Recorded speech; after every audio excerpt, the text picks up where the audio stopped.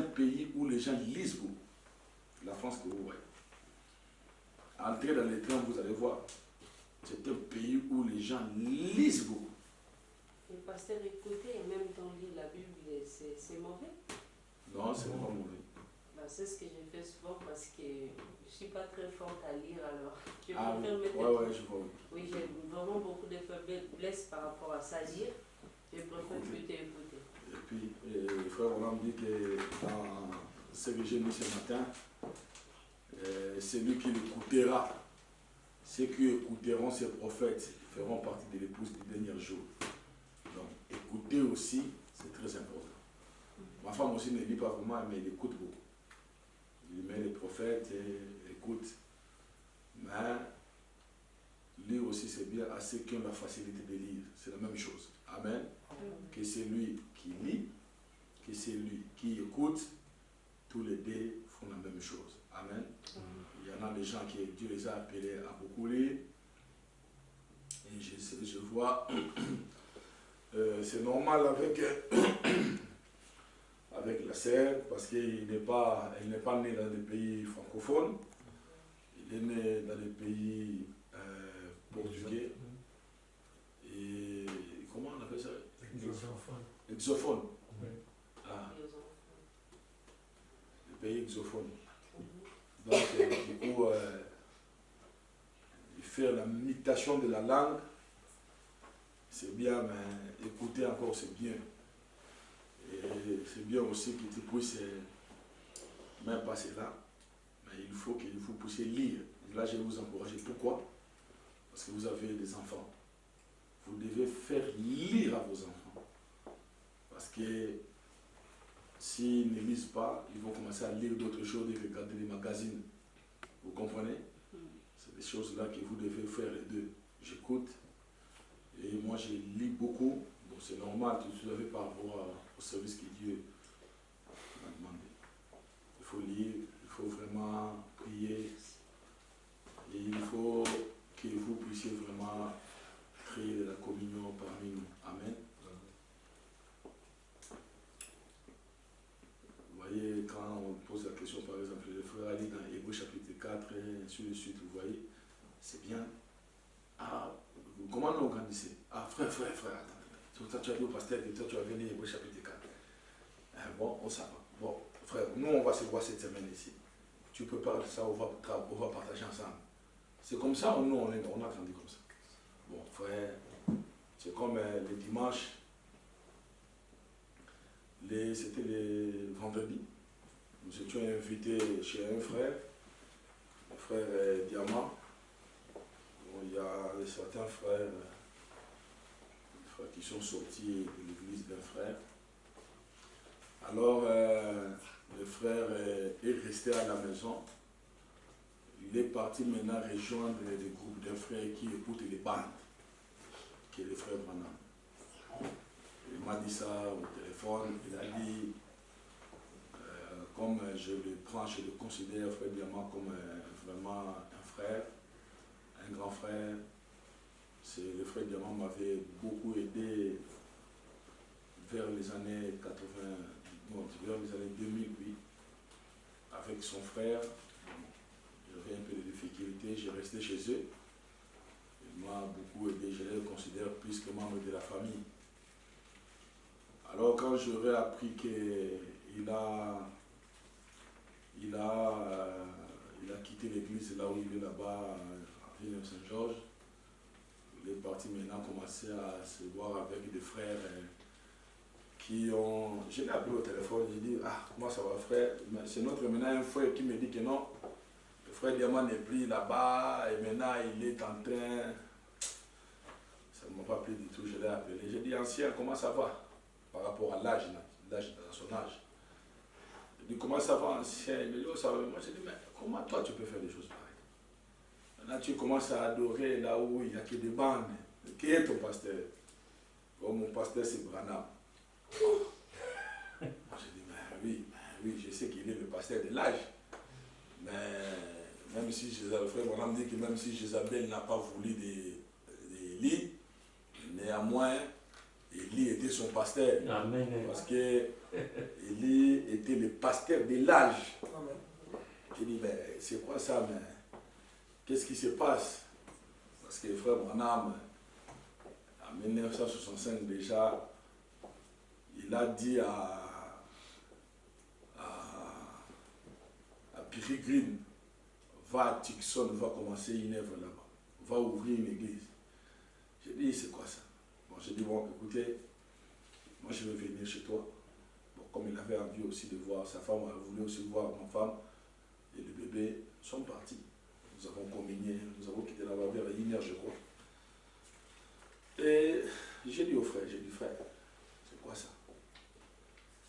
Vous savez, comme vous êtes comme ça, bon, non, on va se voir les dimanches, on va mettre une bande de prophètes. Qui met la bande?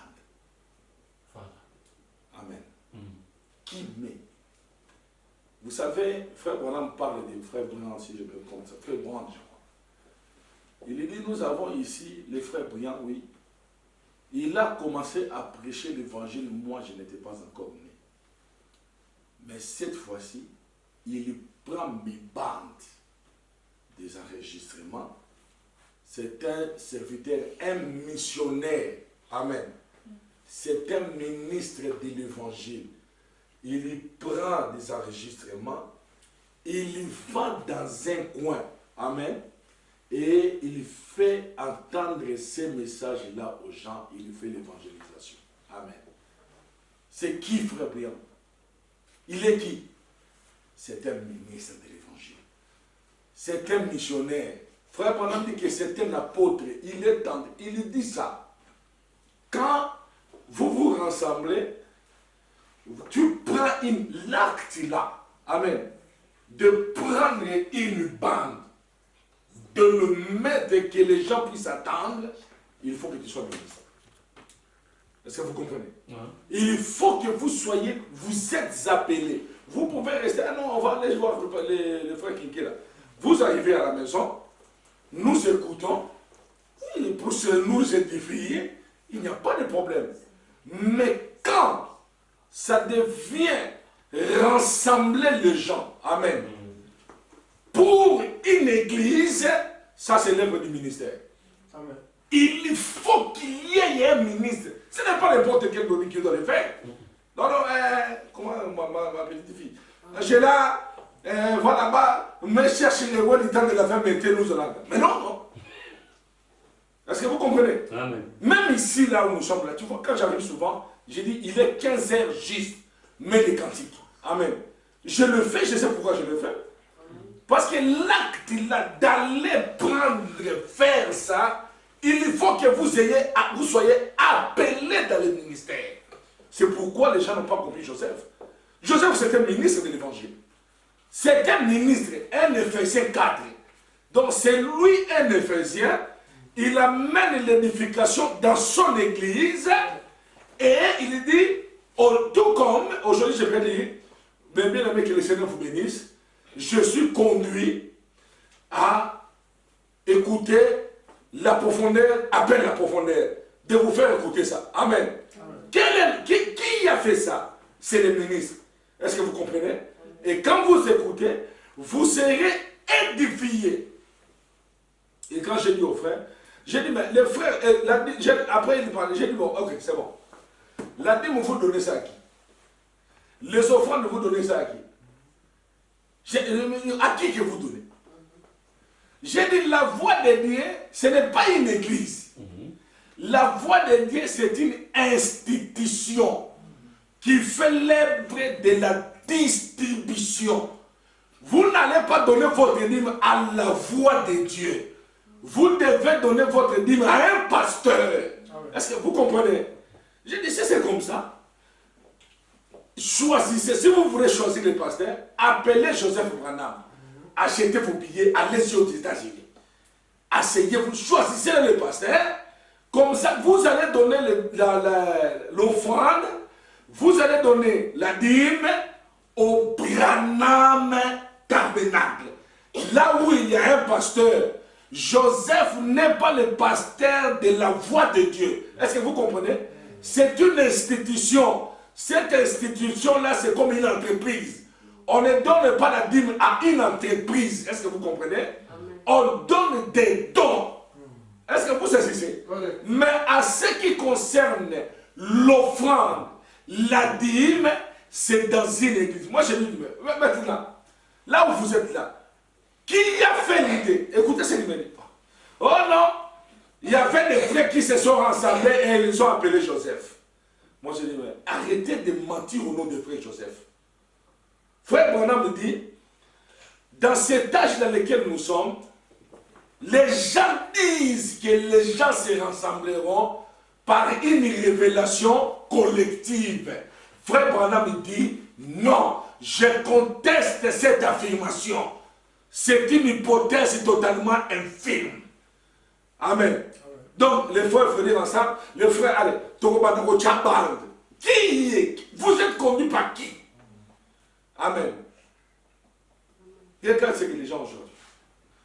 Tout ça pour voir le mauvais comportement du prédicateur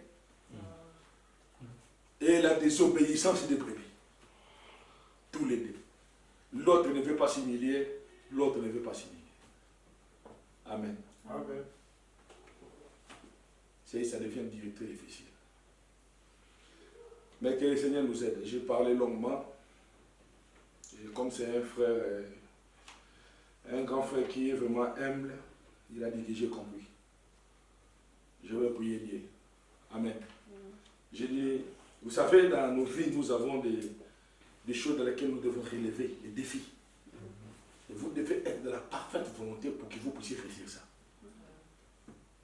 Vous ne pouvez pas commencer à faire où le diable va entrer, il va faire des choses. Non, non, non. Amen. C'est pourquoi il faut lire. Rester dans la communion. C'est comme des frères. Ce n'est pas dit que Dieu n'agira pas. Amen. Nous pouvons aller voir les frères Freddy, nous pouvons aller voir les frères Jean-Pierre, nous pouvons aller voir les frères Emmanuel. Nous arrivons là, oh frère, là-bas ce n'est pas l'église. Là-bas nous sommes venus dans la communion fraternelle. Nous mettons la bande. Ah frère, nous allons écouter, ah, vraiment, nous chantons, après nous écoutons la bande, c'est entre nous. C'est ce qui s'est passé en Jamaïque, à l'époque de William Branham. Des frères étaient dans la communion, après, alors nous mettons la bande, après ils étaient là en train d'écouter la colonne de feu des amis sur la radio pour confirmer que les messages étaient vrais. Ils ont pris la photo, ils ont envoyé ça chez William Branham. Amen. Attendez. On est où là? Priez beaucoup pour les prédicateurs. Amen. Amen. Et il ne faut pas faire la tête à la parole. Si vous ne comprenez pas, dites seulement Seigneur, conduis-moi. Faites très attention, comme je dis. Vous savez, quand vous quittez aussi une église, souvent ce n'est pas la faute du pasteur. Vous allez voir, je ne dis pas, c'est vraiment ce que je veux dire.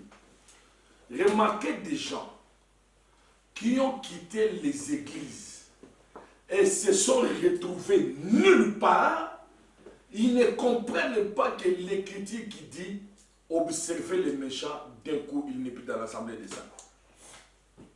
Amen. D'un coup il n'est plus dans l'assemblée des saints. Il dit observez-les. Vous êtes là, après dans une église, vous allez commencer à avoir un frère qui était avec vous. Il a parlé ceci comme il avait raison. Et après cela, un jour, vous le voyez là-bas en train de boire avec 2 ou 3 femmes. Amen. Ce n'était qu'un méchant que Dieu a enlevé au milieu de l'assemblée. C'est tout.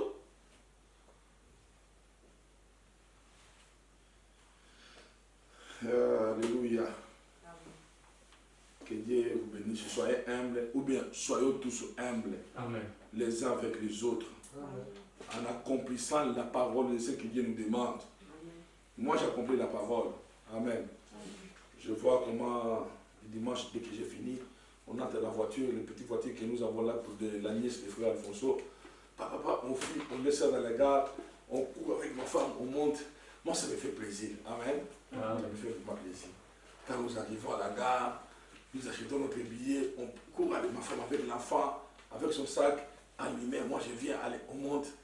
Et puis, nous allons, nous venons, et puis, l'église et ça fait du bien. Quand je vois frère Mali, je vois des frères, je vois des sœurs, vous ne savez pas comment ça nous encourage. Amen. Amen. Et ça mène vraiment à la bénédiction. Amen. Amen. Vous ne pouvez pas voir cela, mais un jour demandez à Dieu, vous allez voir ce que c'est cette œuvre qui est en train, le travail qui est en train de se faire ici. Amen. Amen.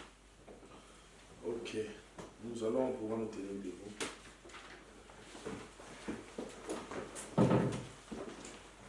Vraiment, que Dieu te bénisse.